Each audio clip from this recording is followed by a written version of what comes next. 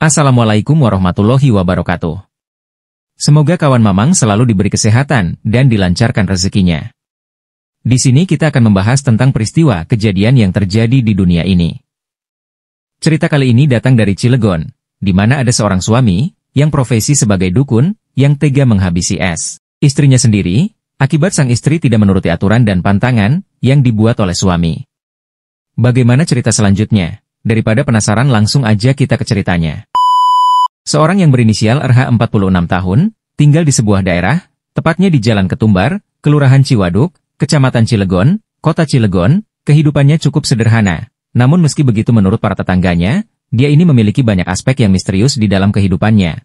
RH dikatakan pernah menikah dengan seorang wanita, yang identitasnya tidak diketahui, dan dari pernikahannya tersebut, RH dikaruniai seorang anak yang berinisial KAY. Setelah pernikahan pertamanya, RH gagal dalam membina rumah tangga, dan dia pun menikah kembali dengan wanita yang berinisial LS. Pernikahannya ini dilakukan secara siri, dan tidak tercatat secara resmi, meskipun alasan dari pernikahan ini tidak terlalu jelas, tapi yang pasti istri pertama RH, dan anaknya yang berinisial KAY, mengetahui hubungan RH dengan istri sirinya, yang bernama LS. Pada mulanya mereka tidak menerima keputusan RH. Tentu saja istri pertama RH marah dan murka, yang mana dia belum sepenuhnya diceraikan, statusnya masih istri sah, namun tiba-tiba diduakan. Namun karena RH sudah bersikeras untuk menikahi LS, akhirnya istri pertama RH, mau tidak mau harus menerima keputusan tersebut. Bahkan istri pertamanya ini, harus menerima keputusan tersebut. Namun dia memilih untuk pergi, dan memutuskan untuk meninggalkan RH, dan RH pun tidak masalah dengan hal itu, dia memutuskan untuk tinggal bersama LS. Di sebuah kontrakan rumah sederhana, meskipun demikian, hubungan RH dengan anaknya KAY, bisa dikatakan baik-baik saja, bahkan anaknya sering mengunjungi ayahnya RH, untuk menjaga hubungan agar tidak putus. Lalu kawan, di balik penampilannya yang sederhana, ternyata RH ini banyak menyimpan rahasia. Dia ini adalah seorang dukun penglaris, profesi yang dia jalankan penuh dengan teka-teki. Sejak dia muda, memang RH ini telah terjun ke dunia mistik, dia menekuni dan belajar bertahun-tahun, untuk ilmu mistik dan supranatural. Keahlian RH dalam dunia penglaris, membuat dia dikenal oleh para tetangganya, yang ingin mencari cara cepat untuk mendapatkan kekayaan, yang mencari daya tarik untuk bisa menarik para pelanggan, dan juga para pengusaha untuk dapat meningkatkan usaha mereka. Meskipun banyak yang meragukan tentang keahlian dari RH, tapi tetap saja banyak yang mengandalkan kemampuannya, dan di dalam prakteknya, RH mendapatkan banyak tantangan, serta pantangan. Salah satunya adalah, dia tidak pernah memperbolehkan istri sirinya untuk keluar rumah pada malam hari, karena RH percaya bahwa malam adalah waktu kekuatan gaib paling aktif, dan jika LS melanggar pantangan ini, maka RH yakin, hal tersebut akan mengganggu keseimbangan yang sudah dibuat dengan makhluk gaib, yang mana bisa mengganggu konsekuensi serius bagi mereka berdua. Oleh karena itu, RH sangat tegas dalam menerapkan aturan tersebut. Dia tidak segan-segan untuk melakukan hal kasar kepada istrinya, jika istrinya melanggar pantangan tersebut. Singkat cerita, selama beberapa waktu, LS mematuhi pantangan tersebut.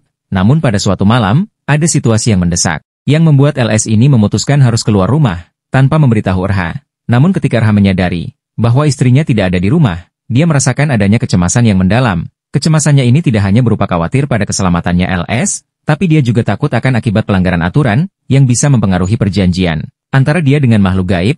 Lalu malam semakin larut, dan LS masih juga belum pulang. Sedangkan waktu sudah menunjukkan pukul 3 pagi, dan menunjukkan tanggal 2 Agustus tahun 2024. Setelah RH lama menunggu, akhirnya LS pun pulang. Ketika LS tiba di rumah, RH yang saat itu sudah menunggu dengan kemarahan. RH langsung menyambut LS dengan tatapan tajam. Emosi RH yang memuncak, membuat dia meluapkan kemarahannya dengan kata-kata kasar. RH menunjuk LS, dengan sambil melontarkan kata-kata kasar, dan hal tersebut membuat LS merasa terpojokan. Di saat itu LS tidak terima diperlakukan kasar. Dia tidak mau kalah dengan kata-kata yang dilontarkan oleh RH.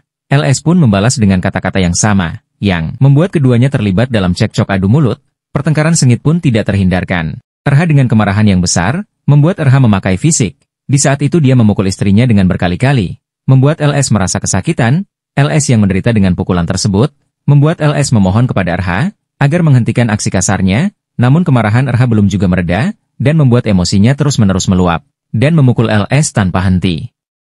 Masih belum puas dengan perbuatannya, RH sempat melihat ke arah kanan dan kiri, mencari sesuatu yang bisa dia gunakan untuk menyakiti LS, hingga beberapa waktu, matanya tertuju kepada satu arah. Di saat itu dia menemukan asbak batu di rumah tersebut, Tanpa berlama-lama, dia langsung mengambil asbak tersebut, lalu menghantamkan asbak tersebut ke bagian kepala istrinya berkali-kali, hingga kepala LS bocor dan mengeluarkan cairan merah.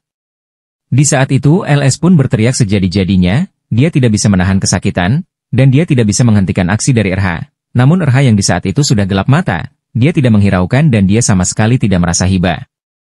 Dalam amarah yang memuncak, kemudian RH beralih ke tindakan yang lebih ekstrim. Dia tiba-tiba memukul LS, dengan tangannya ke arah leher LS, lalu mengencangkan jeratan tangannya di leher LS, dengan kekuatan yang penuh, sehingga LS tidak bisa bernafas. LS yang saat itu semakin melemah dan hampir kehabisan nafas, dia mulai kehilangan kesadaran. Dan di dalam keadaan yang emosi, RH terus saja mencekik lehernya, hingga akhirnya LS terjatuh, tidak sadarkan diri dan tewas di tangan RH. Di saat itu RH pun merasa panik, dan tidak menyangka. Ternyata tindakannya akan sefatal itu. Saat dia panik, emosi yang tadinya menggebu-gebu, tiba-tiba meredam, karena aksinya takut ketahuan. Akhirnya RH meninggalkan LS tergeletak begitu saja. Dia kemudian bersiap-siap untuk melarikan diri. Dia mengemasi barang-barangnya, dan kabur dengan menaiki sebuah bis Cilegon Kampung Rambutan. Sedangkan pada saat itu, jasad LS masih tergeletak di sana, dengan berlumuran cairan merah, dan sudah tidak bernyawa. Singkat cerita, tibalah RH di Kampung Rambutan, dan selanjutnya dia kabur ke arah Wonogiri. Dari beberapa informasi dikatakan, di Wonogiri dia bersembunyi di salah satu kerabatnya. Lalu singkat cerita, beberapa waktu yang lalu, sang anak yang berinisial KY, yang biasanya selalu mendapatkan kabar dari sang ayah, tiba-tiba saja merasakan ada yang berbeda. Padahal saat itu tidak ada sekali terlewat, ayahnya mengabari atau menghubunginya, entah tentang bertanya keseharian, atau memberikan nasihat, pasti RH selalu menghubungi KY. Namun kali ini KY benar-benar tidak mendapatkan kabar, dan di saat itu KY berpikir, mungkin sang ayah sedang sibuk. Namun beberapa hari berlalu, dia merasa makin ada yang aneh. Ayahnya seperti benar-benar lupa kepadanya, rasa khawatir yang besar mendorong KY untuk mendatangi ayahnya, di kontrakan tempat ayahnya dan ibu tirinya tinggal. Keesokan harinya, sebelum KY berangkat ke sekolah, KY segera berangkat ke kontrakan ayahnya. Sepanjang perjalanan, langkahnya dipenuhi kekhawatiran, dan pikirannya dipenuhi oleh bayang-bayang yang buruk. Setelah beberapa menit perjalanan, KY pun tiba di rumah kontrakan ayahnya. Seketika KY langsung mengetuk pintu rumah kontrakan. Ketika KY mendekati pintu, KY mencium bau busuk yang sangat menyengat. Namun entah kenapa, ketika KY mencium bau tersebut, hatinya dipenuhi dengan kekhawatiran dan rasa takut.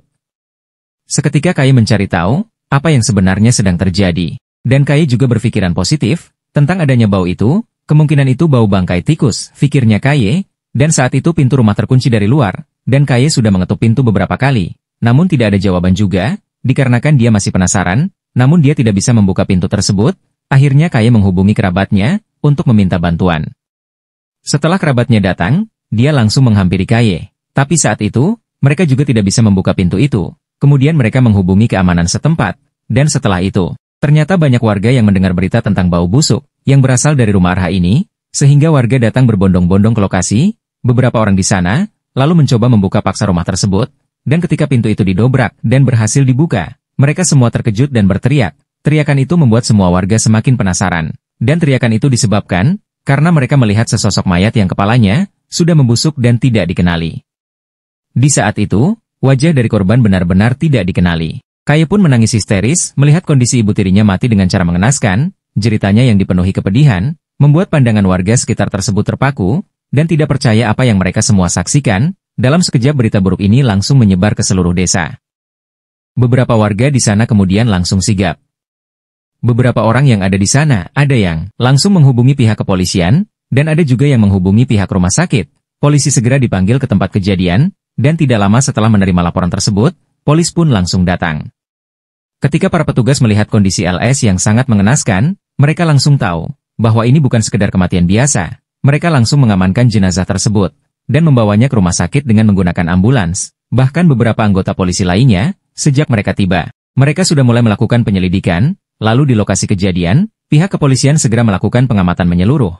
Lalu mereka menemukan sebuah asbak dan beberapa pakaian yang berserakan. Barang-barang tersebut kemudian langsung diamankan oleh pihak kepolisian untuk pemeriksaan lebih lanjut sebagai barang bukti. Lalu setelah proses pengamanan serta proses pemeriksaan, terungkaplah bahwa LS menjadi korban penghilangan nyawa, bukan meninggal karena unsur alamiah. Dengan adanya penemuan fakta, polisi pun langsung memperketat penyelidikan. Mereka mulai memeriksa barang bukti yang ada, mencocokkan sidik jari, meninjau rekaman CCTV di sekitar lokasi, serta mengumpulkan keterangan dari warga sekitar. Semua bukti yang terkumpul, semua mengarah kepada satu nama, yaitu RH, yang kebetulan tidak ada di tempat kejadian saat itu. Sedari awal polisi sudah curiga, bagaimana bisa RH yang merupakan suaminya tidak ada di sana. RH yang seharusnya menjadi pelindung bagi LS, malah menjadi orang hilang, yang tidak diketahui keberadaannya, dan ketika dicari ternyata RH sudah melarikan diri. Setelah polisi berhasil mengidentifikasi siapa sebenarnya pelaku di kasus ini, polisi langsung melacak RH, menggunakan semua informasi. Di saat itu, tim Satreskrim Polres Cilegon bergerak dengan cepat dan tanpa henti, sampai akhirnya mereka pun mendeteksi keberadaan RH, yang ternyata bersembunyi di sebuah desa terpencil, di daerah Wonogiri, Jawa Tengah. Meskipun RH berusaha menghilang dan bersembunyi di desa tersebut, dosa-dosa yang dia lakukan tetap membayanginya. Dengan informasi yang akurat, polisi langsung mengepung tempat persembunyian RH. Ketika dilakukan penangkapan, RH berusaha melawan dan melarikan diri. Dia memaksa pihak kepolisian untuk melakukan tindakan tegas, sehingga polisi menembak kaki RH dan membuat tidak berdaya, sampai akhirnya berhasil ditangkap. Lalu kemudian, RH pun diserahkan kepada kepolisian Cilegon untuk penyelidikan yang lebih lanjut, dan di dalam interogasinya, RH mengakui bahwa dia orang yang menghabisi nyawa istri sirinya, yang berinisial LS. Dia mengatakan bahwa motifnya adalah, dia merasa kesal, karena LS tidak menuruti pantangan dan aturan yang dia buat, untuk tidak keluar rumah, karena menurut RH, ini semua berhubungan dengan reputasinya sebagai seorang dukun, dan juga perjanjiannya dengan makhluk gaib. Atas pengakuan tersebut, RH pun ditetapkan sebagai tersangka, dan saat ini dia dijerat dengan pasal 338 KUHP, tentang penghilangan nyawa, dan pasal 351 ayat 3 KUHP, tentang penganiayaan berat, dengan ancaman hukuman maksimal 15 tahun penjara. Itu dia kawan kisah dari seorang dukun, yang tega menghabisi istrinya sendiri, akibat tidak menjalankan aturan yang dibuat suami. Semoga kita dapat mengambil hikmah dari kisah ini. Sampai jumpa lagi di video selanjutnya.